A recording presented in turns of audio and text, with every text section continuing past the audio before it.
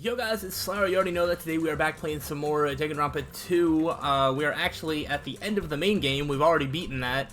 And before we do any of these other things, I kind of want to clear up the timeline of events as to what has happened between after the end of the last episode and the start of this one.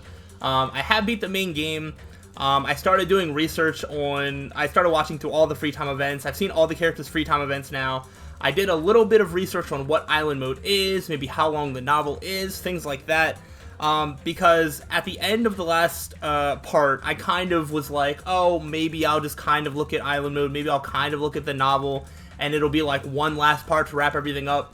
But as I've been kind of just, you know, learning more about the characters and just kind of thinking more about the plot of the game, how it ended, how it affects the entire story overall, I'm kind of just suckered into the entire Danganronpa universe at this point, and I kind of just want to do it all, you know? Like, I don't want to just, like, half-ass, like, anything. I kind of want to do everything 100%. So, the plan right now is I'm going to read the novel. We're just going to go into the novel, we're going to read it. I've heard that depending on how fast you read, it could take 45 minutes to a couple hours. I assume that because I am going to be, you know, reading it on, you know, as a playthrough and reacting to it and stuff, it'll take me more on the side of an hour, 2 hours or so. And then the island mode, I've heard, takes about an hour or two for a run, or if you fully play it, even more than that. I don't know, I won't promise a full playthrough of the island mode, but I will definitely promise at least like one kind of run through, and then we'll go from there. I have a general idea of what the island mode is. I don't really know what Danganronpa IF is outside of the fact that I've heard that term before. I think mentioned in the comments, maybe in the first game, I don't remember. But I have heard of this title, but I don't know really exactly what it's about or anything like that.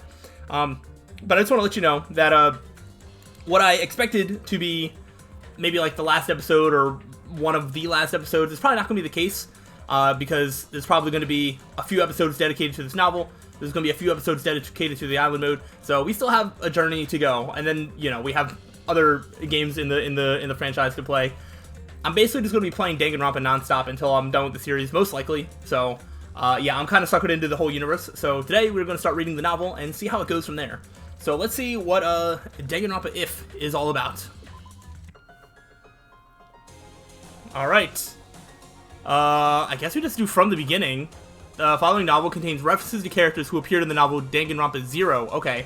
I don't know if I'm supposed to read that first, but I mean, it's a little late for that now. I'm just going to start reading this, and maybe I'll try and read that on my own time at some point if it's, like, necessary. Should we see what this character introduction is about?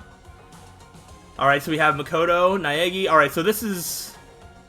what, is this all related? Oops, sorry. My controller, I think I leaned on my controller there. So is this all related to the characters of the first game? It looks like it. Okay, so this is just an introduction of the characters from the first game.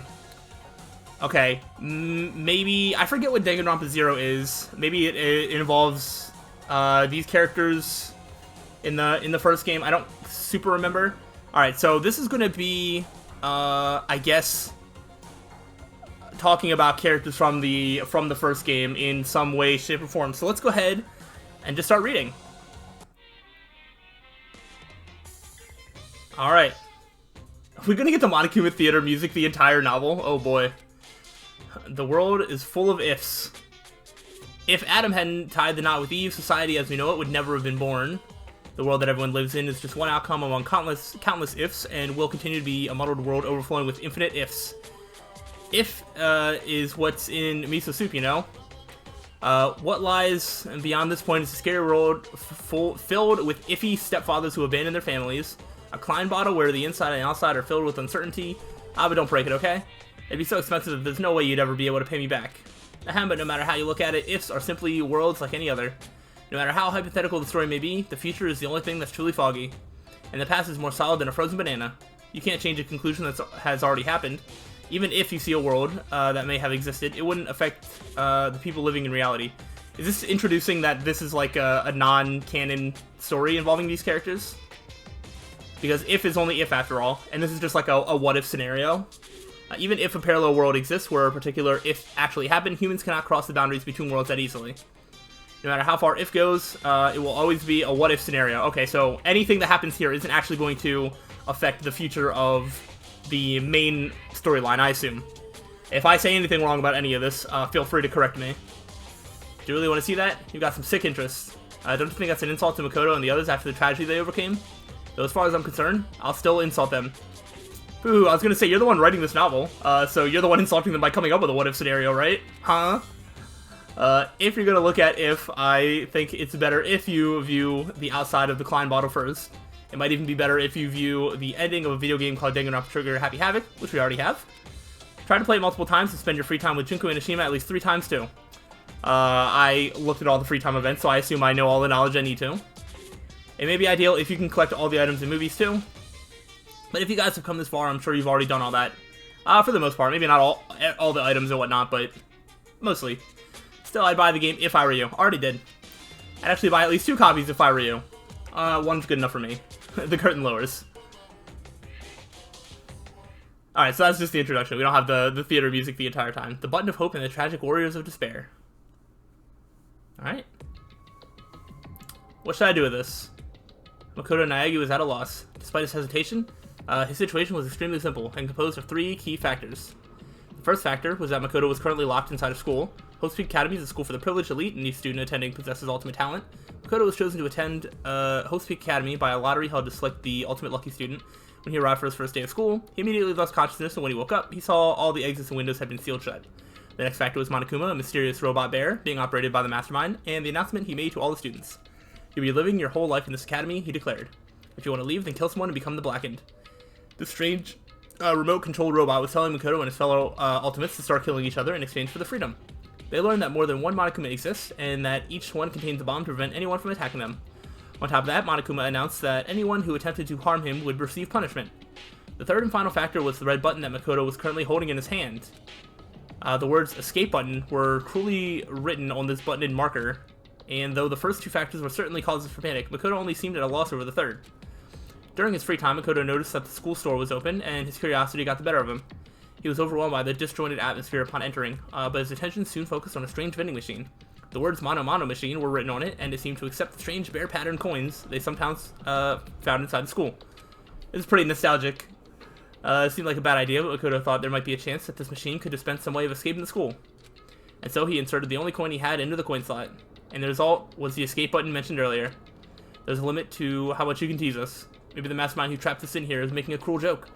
These thoughts filled Makoto's mind, and he began to feel deeply discouraged. However, there's always a chance, right? Makoto was just an ordinary boy, and he only gained entry to Hope Peak Academy through a lottery to find the ultimate lucky student. Maybe that luck was the real deal. If this button is real, maybe I can let Sayaka. Makoto took a deep, slow breath and pressed the button. Instantly, pain burst through his entire body. Ah! Makoto's arms and legs went limp as he lost balance and fell to the floor in a crumpled heap. As he breathed heavily, it dawned on him what had just happened. I got electrocuted? He looked down at the button in his hand and noticed a small needle sticking out of it. Makoto quickly surmised that an electric current must have been running through it. After regaining enough of his strength to stand back up, Makoto thought about it once again. I should have known, it was a fake. Just how sick and twisted was the mastermind. My head still feels a little woozy. I should go back to my room and rest today. With that in mind, Makoto walked out of the school store with slow, careful steps. But Makoto didn't know yet. If the escape button really was a fake, it would have been an act of mercy from the mastermind. A small bear-shaped shadow began moving around inside the now empty school store. Oh no. The shadow, Monokuma, stood before the Mono Mono machine and stared at it silently. But after some time had passed, he began to laugh, a cold, hollow laugh utterly devoid of emotion. Hoo hoo hoo hoo hoo. Despite the fact that he was alone, Monokuma began to talk, almost as if he was speaking to someone. Perhaps Monokuma was talking directly to the mastermind controlling him. I only put that in the Mono Mono machine because I thought it'd be interesting if one of the last few survivors happened to win it.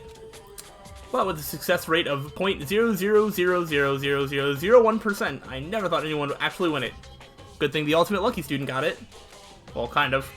Perhaps I should have expected the ultimate lucky student to overcome such impossible odds. Monokuma started blushing and breathing heavily for no apparent reason. A robot like Monokuma doesn't need to breathe, but because his technology is super advanced, he can express himself like a living creature. Makoto was chosen through a lottery, and now he won the escape button through a lottery. This is obviously impossible, right? Is this what a miracle is? Is this all systems go towards escaping? Is something that defies all common sense about to come crashing into my world? Huff Puff. Well, Even though I don't really want this at all, I'm starting to enjoy this new sensation. We'll be back after these commercials. Monokuma's internal machinery began running at full capacity, and his facial expressions began changing more smoothly than any humans could. Suddenly, his expressions immediately stopped, and he whispered through his speakers, "But is this really good luck? Oh ho ho ho, wahaha!" After muttering something so ominous, Monokuma's loud screeching laughter rang jarringly throughout the room. The situation that was about to unfold contained two conflicting emotions in equal measure: hope and despair. Alright, the next day, nighttime. Student dormitory, we're in Makoto's room, okay?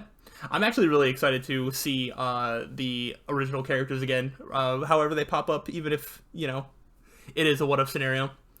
Makoto Naegi lay on his bed, desperately struggling with the despair and hope churning within him. Monokuma had forced the students to each watch a DVD earlier that day. Makoto showed a scene that suggested his parents and little sister were in danger, and he now found himself determined to leave the school. It seems the other students were forced to watch shocking videos of their own. Videos so shocking that they were now determined to escape the school too, even if it meant sacrificing someone to do it. However, it was obvious that these videos were part of Monokuma's trap. As long as a student killed someone, they were allowed to graduate and leave the academy. It seemed that the mastermind controlling Monokuma was hell-bent on making the students kill each other. But right now, Makoto was most worried about Sayaka Maizono, who seemed to be incredibly distressed after watching her DVD. Sayaka wasn't just the ultimate pop sensation, she was also Makoto's classmate when they were students at Black Root Junior High.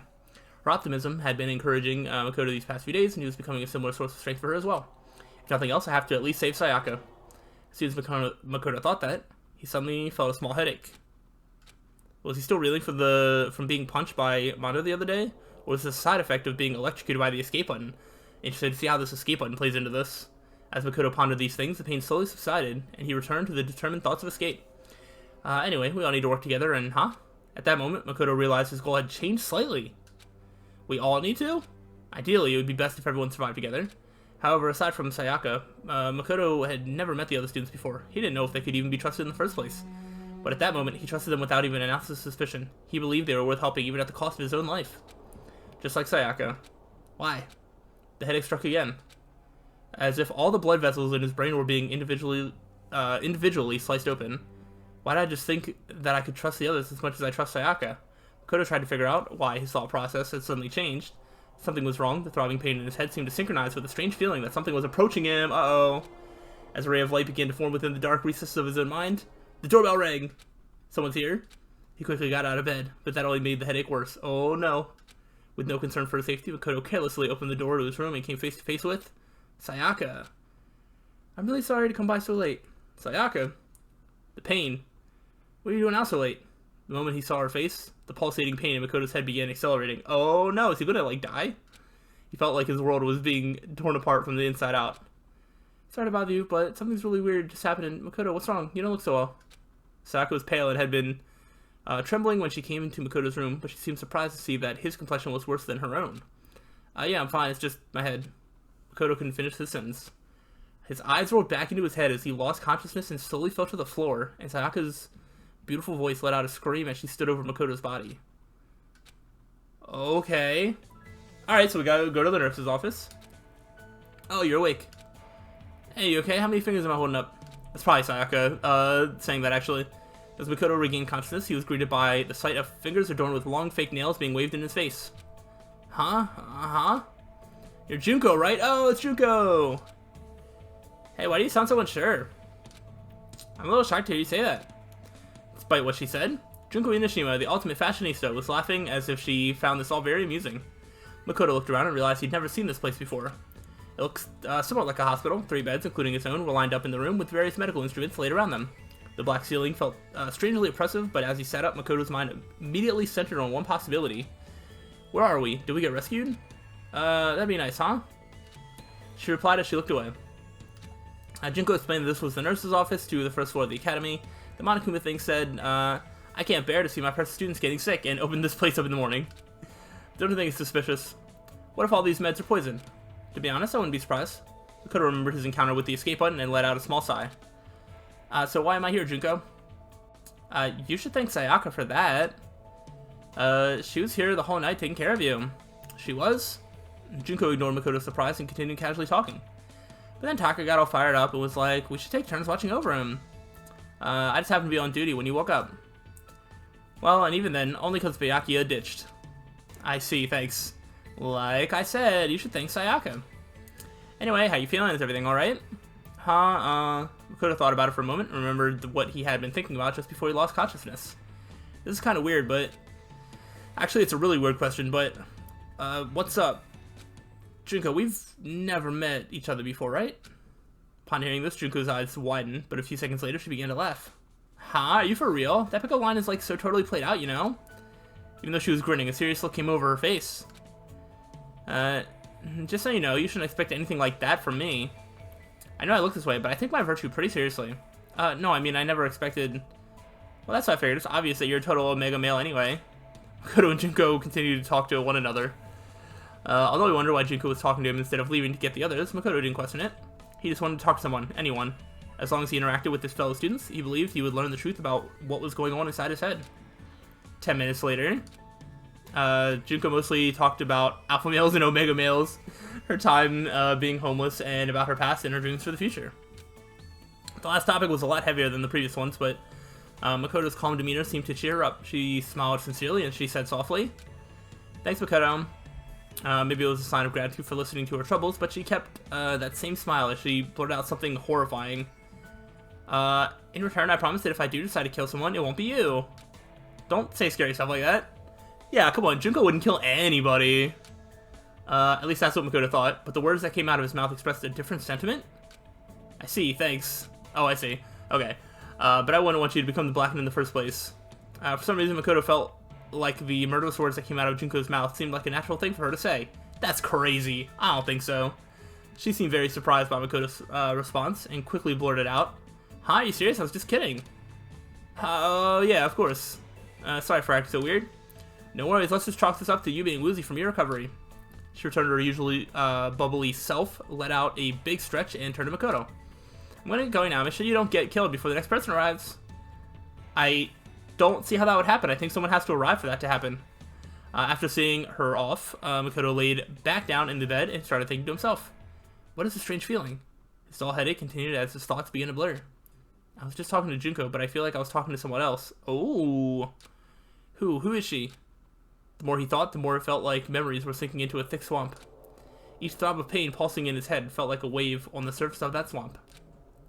What is this feeling? It felt very unpleasant, as though someone's voice was screaming at him from inside his head. Makoto tried to organize his thoughts and go over everything that had happened to him, but he was interrupted by the sound of a bell. Unlike the dorm rooms, the nurse's office didn't have a doorbell. The bell sound that Makoto heard was ringing throughout the entire building. Ahem, testing. Mic check 1, 2, this is a test of the school broadcast announcement. It was Monokuma's voice. Now that Makoto's finally woken up, please assemble at the gym. Makoto listened to Monokuma's heartless order and got out of bed without complaining. "I have to go." He walked one step at a time in accordance with the rhythm of his throbbing headache. Slowly, he walked forward, not knowing if where he was headed was heaven or hell. We're in the gym, alright. "Makoto, are you alright?" Sayaka ran over to Makoto as soon as he entered the gym. "Yeah, thanks, sorry about yesterday. I guess I really worried you." "Please don't apologize, I'm sorry too. I barged into your room when you weren't feeling well." "Now that you mention it," said Makoto, "what happened yesterday?" Sayaka looked away for a brief moment, but immediately turned back, smiled her pop sensation smile, and shook her head. It's nothing. I'll tell you some other time." "Huh?" While they were talking, Kiyotaka Ishimaru, the ultimate moral compass, stepped forward, pointing an accusatory finger at Makoto.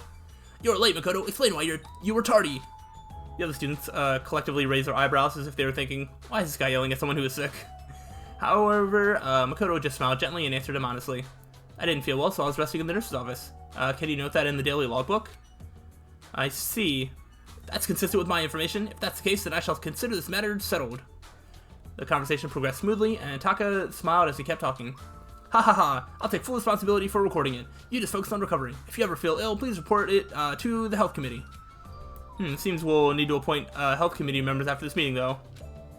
Taka walked away, mumbling to himself as he opened a daily logbook he found in the academy supply room. Celestia Ludenberg, the ultimate gambler, saw the whole conversation and walked up to Makoto.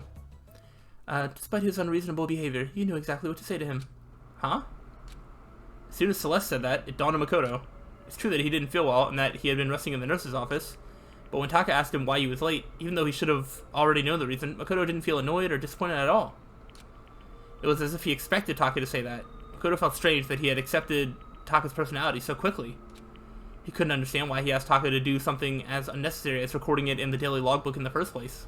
Yeah, that is a little strange. Why did I say that? It's like I was used to it. His response to Tako's demands came as naturally to him as breathing. Why? Why? Every time he tried to think about it, his headache grew even worse. Yeah, you're gonna get an existential crisis if you keep thinking about it, as Makoto struggled to think through the pain of his headaches. A black and white stuffed animal jumped out from behind the gym's podium and began twirling around as it spoke in a cheerful voice. Hey guys, is everyone here? It sounded like he was about to lead the students on a field trip, but not a single one of them had a smile on their faces. What is it this time? Are we gonna hijack a cruise ship and run into a gigantic worm? Does that happen? Of course there was one exception. Yasuhiro Hagakure, the ultimate clairvoyant, still believed that the current situation was some kind of planned event. Monokuma just ignored him and continued to address the students with his adorable voice. Today I'm going to tell you about our wonderful academy system. System sure sounds like a great word, don't you think? It reeks of danger, just like a bear. I want you all to trample over the deaths of your friends and grow up to have hardened hearts. It's good to be a little naughty. I want you all to grow poisonous personalities. After making his nonsensical introduction, Monokuma moved on to the next topic. With this, he began providing a detailed explanation of the most vile system in the school, the class trial. Now, you can't just kill someone, you gotta kill someone without anyone else finding out you did it. Monokuma talked about his horrible graduation program with casual indifference, but because the killing hadn't happened yet, his lecture didn't instill any despair in the students. As long as the killing never occurred, there'd be no point in the class trial. But no one could really say that a killing wasn't going to happen. As the students' suspicions began to rise, Monokuma continued explaining the class trial until... Wait, hold on a second. As Monokuma began to explain the executions that would serve as punishment, one girl stepped forward. Junko! As soon as he saw how angry she was, the rhythm of Makoto's headache began to change slightly. You're freaking insane, you know that? The girl continued to complain angrily. She seemed completely different from the smiling person Makoto saw in the nurse's office. Huh? Was Junko always like that? No, she's different. That's how Junko acts, but... Is that person really Junko? Huh? Wait, what am I thinking? As Makoto struggled with his headache and confusion, Monokuma and the girl continued to argue. What? Are you saying you're not going to participate in the trial? Only punishment awaits such blasphemy. What? Punishment? I might, I don't know, throw you in a deep, dark, scary prison or something. Different. The strange feeling he felt was now directed at Monokuma. A prison? No, they aren't that kind. They? A series of images flashed in Makoto's mind, and at first he thought it was some kind of parade, but he quickly realized that was a mistake. It looked like lights were actually buildings engulfed in flames. The red decorating the scene seemed to have come from human bodies. Despair. It wasn't confined to the academy or even to Japan. Images of worldwide death and destruction flooded Makoto's brain with every throb of his headache. So it sounds like this story is kind of a what-if scenario of what if the first game played out, but Makoto knew about all the information as he navigated the game and like the class trials and stuff. That's what it's sounding like. I've seen this before. Besides the indescribable violence taking place in all these images, there was one thing they had in common. Who are they? They're rampaging terrorists wearing black and white masks were wreaking havoc in these images. They took everything: money, valuables, lives, families, dignity, the past, the future, and possibly even hope. The masks these terrorists were wearing perfectly resembled the face of the stuffed animal arguing with the students before him. Shut the hell up. Say whatever you want. I'm not going to be part of this. Don't be so selfish. You don't being selfish. Kill whoever you want. It's got nothing to do with me. The evil standing here before me. I'm trembling with fear. But I won't give in to such evil. It's my style to stick it out and resist till the very end. If you really want to get out of here, you'll have to go through me first. Monokuma swung his arms wildly as he charged at the girl with waddling steps. But the girl stomped on the self-proclaimed headmaster of the academy with ease. Yeah. Are you enjoying yourself now? Pinned beneath the girl's foot, Monokuma looked up into the girl's cold eyes and calmly asked, Are you? Huh? Violence against Headmaster Monokuma is not allowed. You violated school regulation. At that moment, a chill ran down Makoto's spine. She's going to get killed. Monokuma's words sounded very threatening to him. It wasn't a prediction or a guess, it was as if he knew the danger Monokuma posed from the start. If this continues, Junko's going to... His mind still didn't fully grasp the situation unfolding in front of him. By the time he realized he was about to remember something, he was already running forward. Junko? The impact of his feet, combined with the rhythm of his headache, sending his brain and heart into a panic. No, she's different. She's... I invoked a mighty summon spell. Help to me, godly spirit Gungnir. Ah, yeah. Monokuma wiggled beneath the girl's foot and let out a scream. At that exact moment, Makoto charged at her and screamed out, "Mukuro, watch out!" Oh my gosh. Yo, imagine that happens in the first game. That's crazy. That would throw you for such a loop. Huh? The girl dressed as Junko Inoshima widened her eyes in shock. As if to evade the charging Makoto, she jumped back with agility unheard of in a teenage high school girl. And then, right at that moment, countless spears pierced the spot where she had been standing just a split second ago. All the students, including the girl, stared wide-eyed at this sudden turn of events. Spears, too many of them to count, had shot out with blinding speed from the mechanisms installed in the floor and walls of the gym. However, Makoto was unable to notice this. Huh? Why did I just call Junko Mukuro? Mukuro? As that thought entered his mind, a sharp sudden impact struck his side, followed by an intense deathly pain that ran down his spine and spread throughout his entire body. The spear stabbed into his side, instantly tore his flesh to shreds and shot out of his back, coated in blood and other bodily fluids. Oh, so this is Makoto dies and not Junko/Mukuro. At that moment, the black fog that had engulfed Makoto's mind was consumed by death itself, and as his consciousness slowly faded, he remembered everything.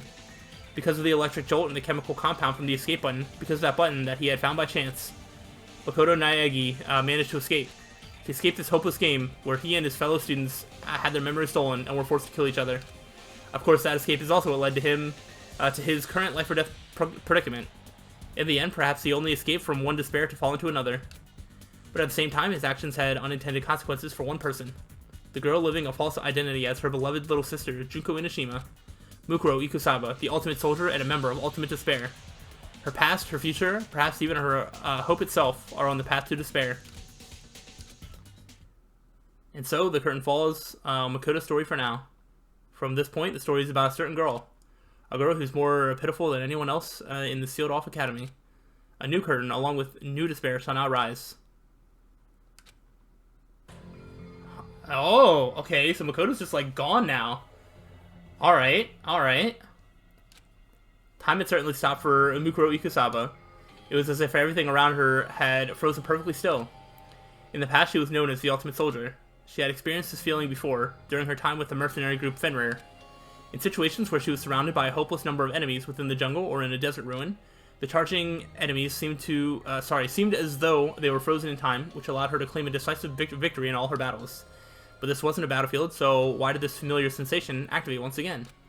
In order to understand what had happened, Mukuro slowly tried to assess the current situation from within this frozen world. Junko and Mukuro are both children of despair, but Junko Inoshima, the true ultimate despair, harbors a far deeper darkness within her. Though their last names are different, Mukuro is Junko's older sister, connected by the bonds of blood. She cooperated with Junko's hopeless plan and impersonated her under the pretense of participating in the killing game alongside her classmates. According to the plan, Mukuro was supposed to oppose Monokuma, who her sister was controlling, and be locked in a dungeon as punishment. Isolated from the others, she would then escape the dungeon and perform various acts intended to deprive the students of hope. That was the role she had been assigned. When Makoto succumbed to his headache, Junko ordered her to see if the shock had caused him to remember anything that could make him a liability. He woke up as she was tending to him, and so she made small talk with him, but she didn't notice any change in his behavior. Until this point, she was certain that there shouldn't be any problems. Nothing could possibly go wrong. She stomped on Monokuma like her sister ordered to do, and flawlessly spoke the line she was taught to memorize. Afterwards, she would fall through a trapdoor into the dungeon, and remain isolated from the other students. That was her role. She hadn't done anything wrong. There were no problems. There were no problems. She repeated that to herself over and over like a silent prayer. But in that frozen moment in time, what she saw was not a trapdoor, but countless spears. One of them had skewered Makoto through his side. Why? Makoto, why are there spears? Gungnir, I would have died if I hadn't moved. Did Junko mess up the plan? No, Junko would never mess up. Was she trying to kill me? Me? Makoto saved me? Why? Why did he say my name? Did his memories come back? Did I not realize that? Did I make a mistake? Is that why Junko got angry? Is this punishment? Is it my fault? Junko tried to kill me. Kill me. Kill me. Kill me. Slowly, time came back to her world.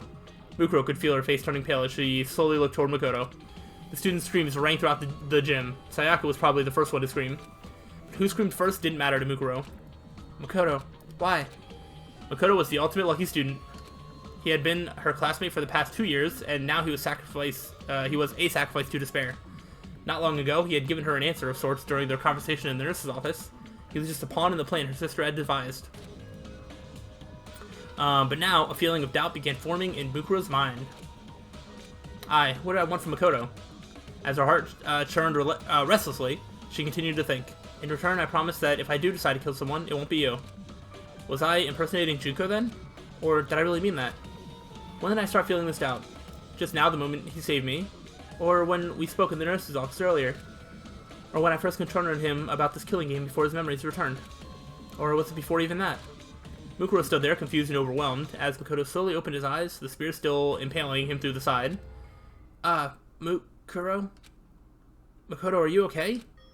Mukuro was no longer impersonating the ultimate fashionista. Looking up from the floor of the gym, Makoto asked, "Why are you dressed up like Junko?" He was smiling. Maybe he couldn't feel the pain anymore, or maybe he was being affected by something else. But regardless, Makoto ignored the fact that he was dying just to give Mukuro his warm smile. I'm glad you're safe, Mukuro." As soon as she heard Makoto's weak, fading voice, something inside Mukuro snapped. From within the shell of despair she had built up, an intense emotion began flowing out. No, this is all wrong. She couldn't hold back that emotion any longer. No, no. And for the first time in her entire life, Mukuro unleashed a scream into the world. As Mukuro fell to her knees and clutched her head, a small shadow started walking toward her back. The stuffed animal that had been under her foot? Monokuma. His claws were extended, and he was no longer walking with his usual waddle. Instead, he moved like a beast, silently stalking its prey as he slowly advanced within his target's blind spot. As he inched closer to Mukuro, Monokuma raised his razor-sharp claws, crouched on his haunches, and suddenly leapt toward the back of her neck. However, just before those claws could reach the paralyzed Mukuro, a dark shadow moved in from the side and swatted those claws away with one blow. His lunge deflected, Monokuma was sent flying through the air, spinning wildly before crashing into the wall. Damn you, what are you trying to do? Sakura Ogami, the ultimate martial artist, had just prevented another tragedy. She stood before Monokuma and addressed him in a loud, booming voice. Not only did you attempt to kill Junko for violating school regulations, you even attacked Makoto, who had nothing to do with this. If you plan to continue acting in such a savage manner, there is no reason for us to play along with your game. Byakuya Togami, the ultimate affluent progeny, smirked condescendingly at Sakura. Fool. One could say you've now violated school regulations with your senseless actions. He looked as if he honestly did not care if his fellow students lived or died at all. Well, she merely deflected the headmaster's attack just now, so I do not think it truly counts as an act of violence. Like Byakuya, Celeste seemed unfazed as she chided him over his words. However, the banter between the two was enough to stir the Sun students to action. Makoto! Sayaka was the first one to run toward Makoto, who lay bleeding from the stomach. But Monokuma stopped her, shouting in a tone of voice that seemed completely out of character. Be careful, don't get too close to those two. Huh? Startled by Monokuma's desperate tones, Sayaka and the others stopped moving almost instinctively. The students looked around at each other. Instead of his usual playful gait, Monokuma walked toward them with deliberate, methodical steps. And then he suddenly blurted out something that took everyone, including Mukuro Ikusawa, by surprise. I'm sure you're probably confused by this sudden turn of events, but I want you guys to work together. Huh? As Mukuro slowly turned her head toward Monokuma, he pointed at her and yelled, Mukuro Ikusawa and her accomplice Makoto Naegi are the terrorists responsible for locking you all inside the academy. Once again, time stopped for Mukuro. That's a crazy twist. But this time, she wasn't the only one affected. Everyone seemed to be frozen in shock. After a few seconds of silence, Aoi Asahina, the ultimate swimming pro, spoke first. Huh? You're kidding, right? I mean, Makoto's a terrorist? That's impossible. And who's Mukuro anyway? I mean, that's Junko. Monokuma began slowly explaining to Aoi. The real Junko must be in prison somewhere in the school. Worst case scenario, she might be killed. Mukuro must have researched which one of you would be easiest for her to impersonate and hid among you by all pretending to be her. She was probably trying to make sure the killing game went smoothly. Suddenly, Monokuma's hands and feet began jerking in an awkward motion as he looked at the other students and introduced himself. I'm Beshiki Madurai, the ultimate hacker. Okay, I'm not sure where you come up with a name like that. I'm your upperclassman. I hacked into the academy from the outside, and I was finally able to take control of Monokuma's body just a little while ago. Take control from who? from the head of the terrorist organization that's controlling this robot from the outside. What? What are you saying, Junko? Mukuro trembled as she heard the words coming out of Monokuma's mouth. For a brief moment, she clung to the hope that her sister wasn't trying to kill her, but as soon as that hope was born, it was immediately consumed by despair. Junko had the power to transform hope into despair. She would never let anyone hack her that easily. There was only one explanation. Junko Inashima was pretending to be someone named Beshiki in order to frame Mukuro and Makoto. It was as though Junko was using Mukuro's survival as a branching path to lead the students to a different despair. Monokuma continued talking, telling the students more lies designed to prod them to action. On your first day at Hope Peak Academy, you guys were exposed to sleeping gas, knocked unconscious, and taken hostage. Mukuro and Makoto are probably the only operatives that the terrorists sent inside the school. That means they probably know how to escape from here. And then Monokuma turned to face Mukuro. Mukuro Ikasawa was a member of a mercenary group called Fenrir. She's a wanted criminal who's killed over 10 people associated with the school. So don't get soft and think you can capture her alive. In fact, that's exactly what the cops told me. So the moment I saw an opening, I tried hacking the trap they set and tried to kill her. But, what about Makoto? Monokuma gave a cold, emotionless answer to Sayaka's question. Oh, that was Sayaka saying that? Okay. I guess that a measly little ultimate lucky student didn't stand a chance of defying a group like Fenrir. He was probably threatened and forced to cooperate before you entered the school, or judging from his earlier actions, maybe Mukuro seduced him. Sayaka's face went pale when she heard that answer and immediately stopped talking. Mukuro raised her head and shouted, "You're wrong, Makoto isn't a terrorist. You all have to believe me." The whole gym fell silent. And then, as if he was speaking for everyone there, Taka stepped forward and nervously asked, "Hold on, what do you mean? Makoto isn't a terrorist?" It sounds like you're saying that there's no doubt that you, in fact, are a terrorist. I ask that you correct yourself at once and say we are not terrorists. Celeste began expressing her own doubts as well. It is strange, does it not seem odd that she is so protective of someone we all just met a few days ago? Mukuro stood in silence. The other students' faces began to fill with suspicion and doubt as they realized they weren't looking at the real Junko Inashima. Byakuya pushed up his glasses and began coldly pointing out what seemed out of place to him. I heard that fool Makoto, or whatever his name is, call you Mukuro instead of Junko. How would Makoto know that your name is really Mukuro if he just met you not that long ago? I've also heard of Fenrir, continued Byakuya. As I recall, its members have a tattoo somewhere on their body. Instinctively, Byakuya's words put Mukuro into a calm state of mind. In hostile situations, her defensive reflexes as the ultimate soldier often manifested themselves. Mukuro's tattoo was on the back of her right hand. She wondered how she could hide this from the other students without also calling attention to it. But in the end, this concern was in vain. If the police's records are true, she should have a tattoo on the back of her right hand. As Monokuma freely divulged that information. That was Monokuma saying that. "Alright," cried Taka, his voice filled with enthusiasm. "Show us the back of your right hand and prove your innocence." Monokuma dispensed another unnecessary remark. Make sure you look real close. She might have covered it up with foundation. Junko had ordered Mukuro to hide her tattoo with foundation, so Monokuma's information was entirely true. Yeah, I was gonna bring that up because you wouldn't actually be able to see it at first glance. There was nothing Mukuro could do except stay quiet. However, she wasn't staying quiet because her identity was about to be exposed. She was struck by the realization that her sister was completely serious about pinning this on her. Why the hesitation? Shouted the foolishly honest Taka. As my classmate, I have complete faith in you. From behind him, Hifumiya Yamada, the ultimate fanfic creator, murmured to himself as cold sweat ran down his cheeks. Well, look at that. I guess this is what they call a checkmate, huh? Why don't you just fess up already, you fucking bastard? In contrast to Hifumi, Mondo Owada, the ultimate biker gang leader, was royally pissed. However, there were some students who were busy questioning Monokuma instead of Mukuro. Hey, you're not coming to save us? Shouted Leon Kawada, the ultimate baseball star. You should hurry up and charge in here already. Monokuma looked at Leon and shook his head softly. The police can't help you right now. Not only are you guys hostages, it's possible that the entire school has been rigged with explosives and poisonous gas. I hacked into this Monokuma robot to investigate that for myself. Then what about everyone on that DVD? What about everyone outside the school? That was Sayaka, sorry. The memory of the DVD was she was forced to watch yesterday still weighed heavily on her mind, but Monokuma didn't have a clear answer.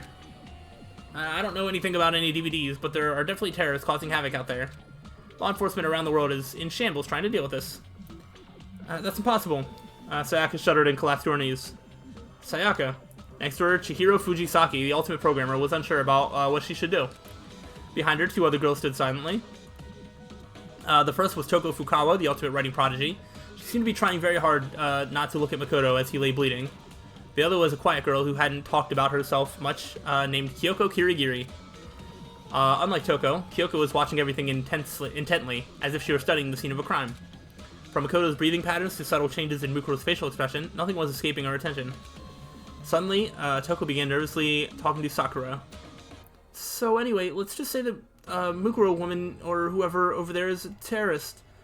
Hurry up and beat her to death or something. We don't know that yet, said Sakura. My fists do not mete out justice based on simple speculation. Sakura tried to get near Makoto to examine his wounds, but Monokuma stood in her way shouting, "Don't come any closer." This meant that Mukuro was the only one who could get close to Makoto. She had ended countless lives on the battlefield. She knew from experience. If she didn't treat Makoto's wounds, he would die. His wounds were not immediately fatal, but if he continued losing blood, he would eventually slip into shock and die shortly thereafter. Please, you need to treat Makoto first. Absolutely not, said Byakuya, harshly interrupting Mukuro. Tying you up and examining the back of your right hand is our first priority. Hey, Makoto's in danger. Now's not the time for that, said Aoi, okay, as she cast a worried glance at Makoto. She was still having trouble understanding the situation, and hadn't decided if Makoto was suspicious or not. Byakuya was about to snap back at her, but Mukuro's actions stunned him into silence. She took a deep breath, and then Mukuro removed the blonde wig from her head. Where there were two long blonde pigtails, only a moment before, there was now short black hair. She cleared her face of all emotion, and when she spoke, her voice rang throughout the gym. I'm not Junko Inashima. My name is Mukuro Ikusaba. The student stared wide-eyed at her open confession. All she did was remove her wig and clear her emotions. But in doing so, the person the students had recognized as Junko Inashima vanished from their sight. The terrorist that had taken her place continued to speak in a calm, stoic tone. I helped lock everyone inside this academy. The confession on a seaside cliff moment has finally arrived. Hifumi blurted out, okay. What? Wigs are against school regulations, Junko. I mean, Mukuro, shouted Taka. As if stirred by their cries of excitement, the other students began clamoring among themselves. Huh? Said Yasuhiro. So Makoto's wounds are, like, real? Does that mean that the stuff about terrorists or whatever is all real, too? So everything that's happened these past few days wasn't a bunch of staged events? As the reality of the situation began dawning on Yasuhiro, all Leon could say to him was, "Shut the hell up." Byakuya just remained calm and addressed Mukuro in a condescending manner. What does your group want? If you were after money, you would have already tried to negotiate with me. Of course I'd rather let them die than surrender to your ransom demands. Our purpose is to fill the world with despair. Byakuya scoffed at this notion and began to speak once again. I see. Monokuma said something similar, so that ideology is what fuels your terrorism. It's true if you did anything to me, you would certainly fill the world with despair, but obviously that would be impossible for you.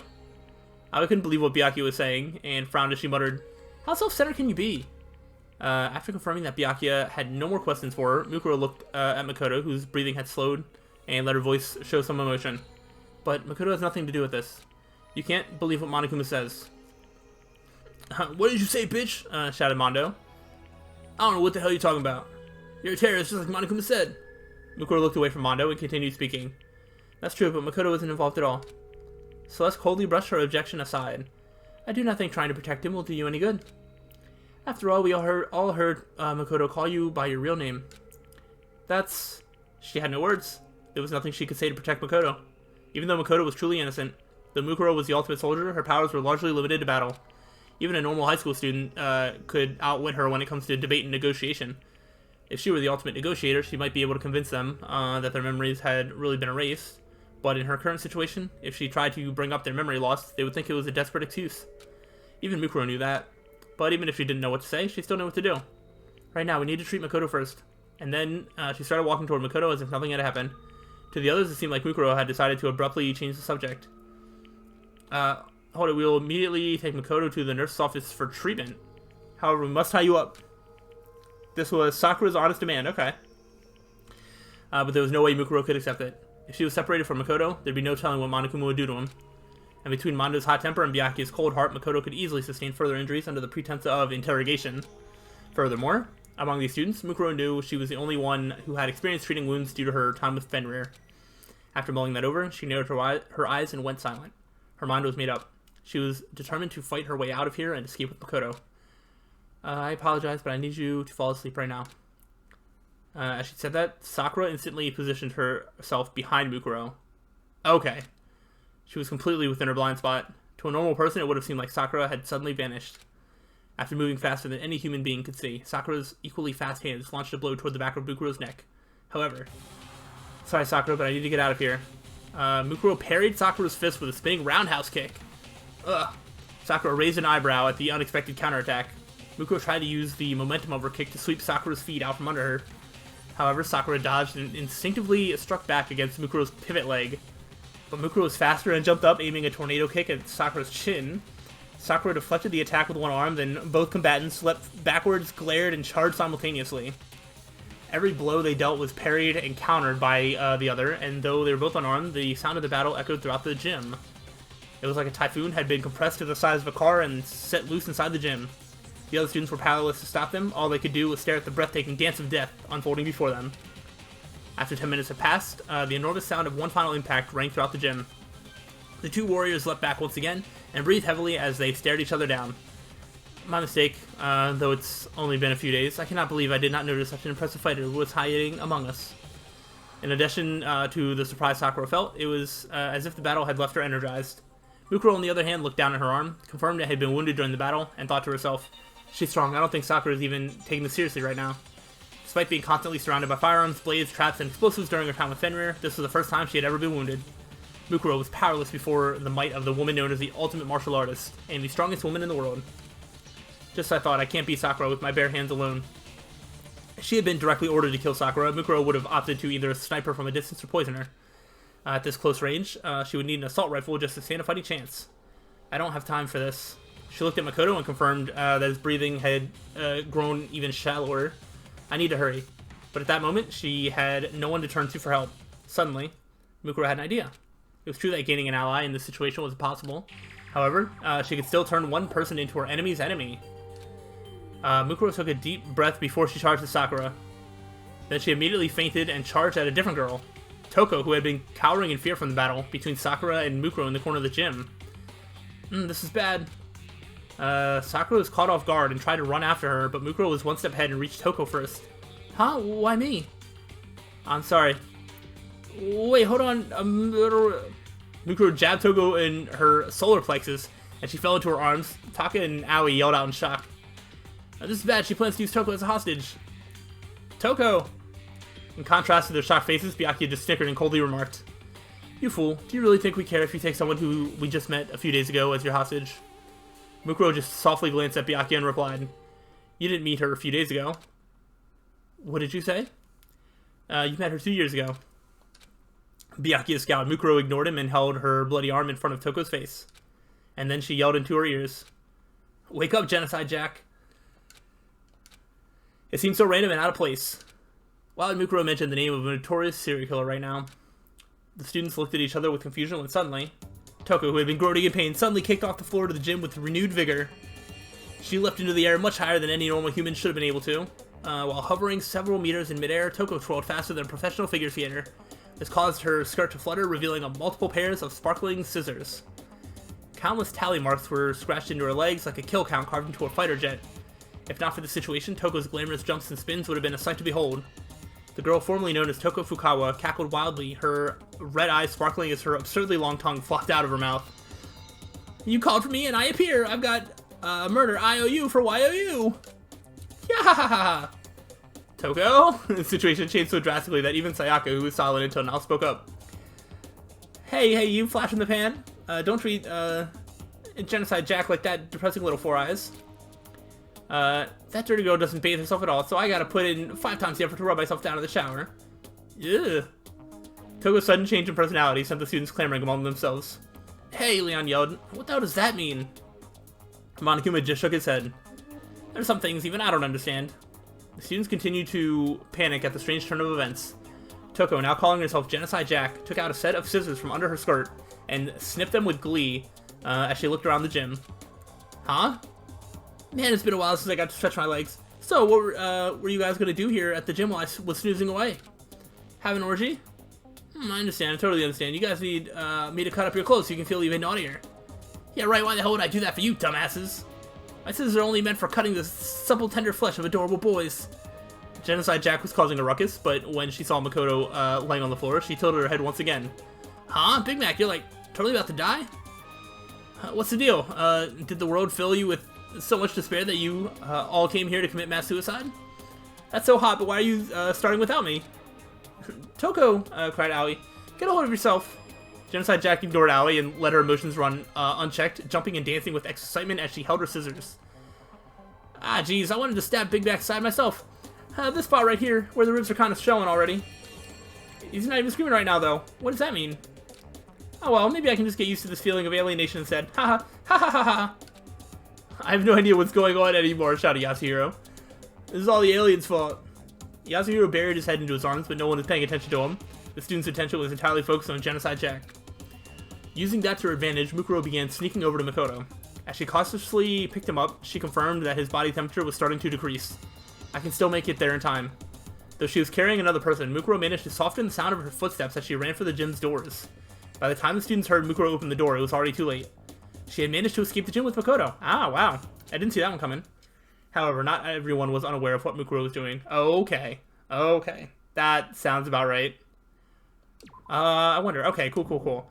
It's getting a little long. I don't mind having longer episodes for reading the novel, but I do need to stop somewhere, and the possible end of one scene and start of another seems to be a good spot for me to wrap this up. Sorry if this is kind of sudden, but you know, you can see the length of the video. You know when I'm about to come to an end, and this is probably going to be a multiple episode thing, but instead of making it like, you know, 10 like 20-minute episodes or 30-minute episodes, I'm probably just going to have it be in the 45-minute to an hour range of these. So yeah, that was the beginning of this novel that is flying. Time is flying a lot faster than I was expecting by reading this, but also my voice is dying faster because this is non-stop talking, and I'm trying to read it as fast as I can. But this is a fun little scenario, and I'm not really sure what's going to happen. So this is a fun little book, a fun little novel, and we will continue reading it on the next time. So hopefully you are interested to, you know, either read this with me or see my reactions to it. And yeah, as we get into even more new territory, we'll explore that as we go forward. So thank you for watching as my voice is dying, and I'll see you on the next one. So until then, guys, peace out.